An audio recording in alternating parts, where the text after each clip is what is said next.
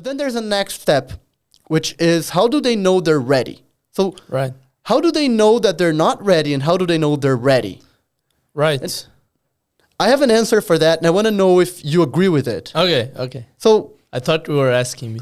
I am asking you if you agree with me, because I Okay. brought this ready beforehand, All I right. admit. So I think that there are three main things that they need to be able to do in every single mock interview that they do or drill. One of them is creating the full path to getting to the final answer before starting to do any math. 100% agree. Before multiplying, adding, subtracting any numbers, Yeah. they need to know exactly what they're going to do, and they need to be able to communicate that. Yeah. And that is in every single interview. Yeah. Now, it sounds harsh to say in every single mock interview, but once you have this skill, you are going to be able to do it every single time. And if sometimes you can't do it, then you don't have the skill yet, and that's definitely going to appear in your 4 McKinsey interviews at some point. Yeah, I think trying to say what you said in other words, you're not trying to wing it. Yes, exactly. You're not trying to have a half-assed plan that, maybe will lead somewhere and then you'll figure out as you go. A lot of people do that. Mm-hmm. I think it's the best thing you can do if you can't structure the whole path to the answer up front. But the problem is your interviewer notices that. Yeah. They already get suspicious of your skills as they notice it. And also the chances of you not being able to get smoothly to the answer in that scenario is very high, which means that in a sequence of like 5 or 6 interviews that you need to get, that you need to pass to get an offer at any firm pretty much, you will make a big mistake or get stuck, severely stuck in 1, 2, even 3 of those. Yeah. And then you're out, basically. All you need is getting stuck in one of them. Yeah. Which is a shame, but that's how it works. Or maybe 2. Depends on how bad you get stuck. Yeah. But yeah. And then there's the second thing. I said that there were 3 things that they need to be doing consistently. Very structured. One of them is structure. The second one is catching their own math mistakes before the interviewer. Right. So I don't care, and the interviewers don't care as well, if you make a math mistake here or there. I've had a candidate who told me that she had 6 Bain interviews, and she made a mistake in every single one of them. Yeah. But she would catch that mistake. So if you're catching your mistakes before the interviewer every time, or at least they don't need to tell you that there's a mistake, maybe they'll see it first, but then you'll say, oh, there's a mistake here, and you'll go back to it, then that's good enough. Yeah. In terms of math mistakes. And what I think people don't realize, and let me look you in the eye, actually. I'll stop looking at Julio. What you don't realize is that when your interviewer catches your mistakes, they're actually using specific techniques to do that. Like they're triangulating. They're using rough numbers to get to the rough answer. Unless they know the whole calculation up front, which usually they don't. They just like go into the room and do a case. Yeah. They don't remember the calculation. So they're actually doing stuff to catch your mistakes. And the way you catch your mistakes before they do is you do the same stuff. Yeah. Right? Yeah. This is something that's really funny. People don't realize. I think maybe we should do an episode about this sometime. But it's how the mind of a consultant works. You put a chart in front of a consultant. They'll be adding, subtracting, multiplying, and dividing all the numbers in that chart right away while they talk to you, while you talk to them. That's going to happen naturally. And many other things happen in the mind of a consultant.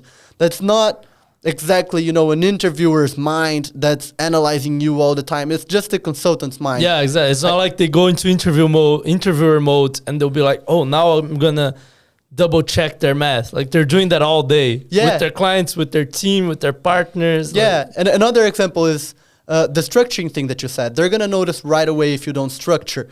And that's because they've been at the consulting firm for 2, 6, sometimes 10 years, surrounded by people who structure their problems before and discuss the method before. When they see someone not doing that, they feel it right away, especially when they're in the office. They feel it. They're like, you don't belong here. And it's clear to them. There were two partners at my McKinsey office who were a couple, and they got married.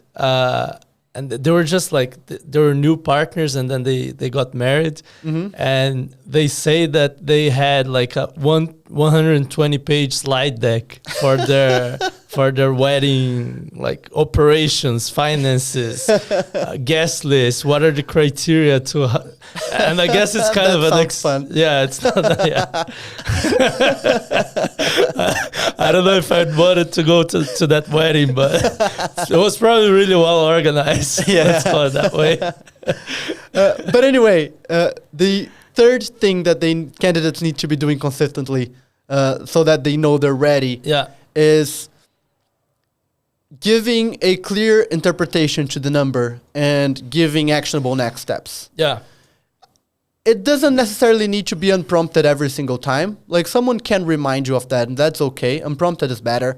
But you're able to get to a conclusion, and you're able to give next steps every single time. So if you can do these three things consistently, then you're ready, and then you can start focusing on something else. Yeah, and I think on this last one, it goes back to the mind of a consultant. It's not like they look at a number and they'll be like, oh, now it's the time to derive a conclusion of this number. Like, they do that all day. Yeah. Like, they know from hard-earned experience that if they just show a number to a client or even to a team member, like, they'll take some time to connect the dots. Not necessarily they'll go into the right conclusion, or even the conclusion that you want them to go to. Oftentimes they'll use that data to confirm their biases. Yeah. So they need to, every time that they give evidence, they also need to give the conclusion, not because they're trying to manipulate anyone, but because people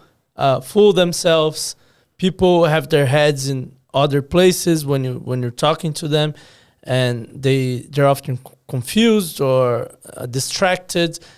And you want to do the work for your client. Yeah. And the work is not just getting to the number, it's also helping them understand what the number means. Yeah. And it's not an imposition, of course. The client can say, oh, I think it means something else. Yeah.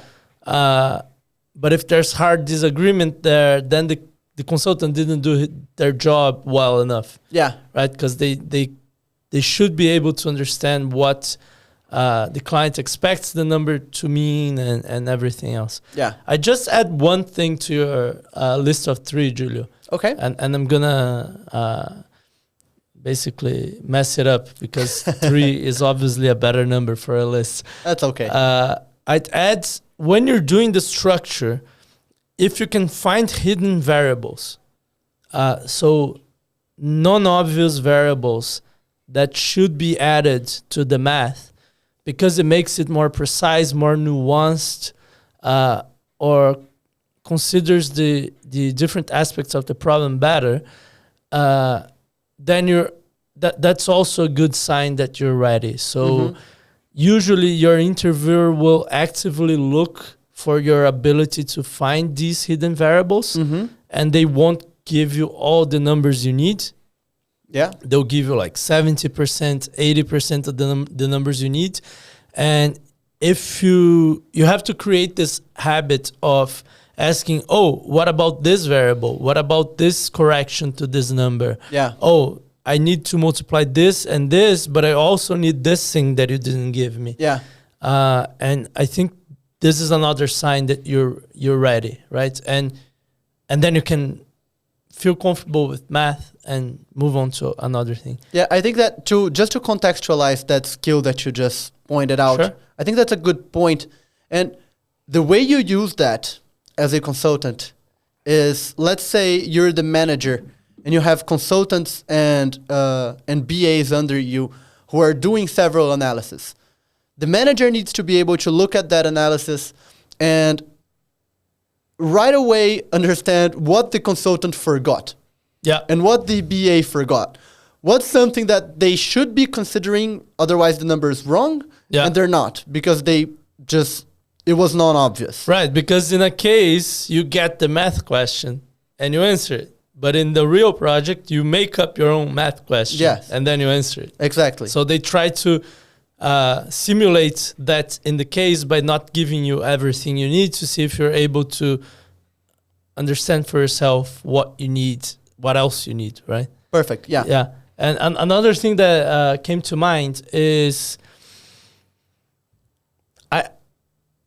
we had a client once, an engineer. I don't know if you remember her, but she always thought that she was excellent at math because she was an engineer. Yeah. And she made a mistake in 6 analysis out of 10. And it was really hard to persuade her that she should work on this because she was already convinced that she was great at math because she was an engineer. Yeah. And she was great at math. I bet she was way better than me. Like, I sucked at calculus, for instance. Yeah. But in case math specifically, she would make mistakes. Usually like silly mistakes, like the number of zeros in the answer. Or she'd skip a step by being distracted or whatever. And I call this an unexpected weakness. Like if you're an engineer, you don't think your math is going to be your issue. Same with business students. If you're an MBA, you don't think business sense is going to be a problem. And some people with a marketing background think their communication is excellent because of that. Yeah. And these are unexpected weaknesses, and you have to be aware of them because, you know, they get you. Yeah. So this is one thing also, like try to be very systematic on these 3 things. And then the 4th that I put, your structure, what's the other one? Your structure, catching your own math mistakes, and giving next steps. And then also finding hidden variables. Try to be very systematic about it is the advice that I give candidates. So what you're saying is don't come in with a preconceived notion of what you're going to be good and what you're going to be bad at, but rather look at your performance to figure that out. Yeah. Is that what you're saying? Yeah, use data from real cases. Like in this case, did I do a full structure before I started solving? Yes or no? Did I have to adjust it afterwards? Yeah. In this case, I did a math mistake. Did I catch it like almost instantly or not?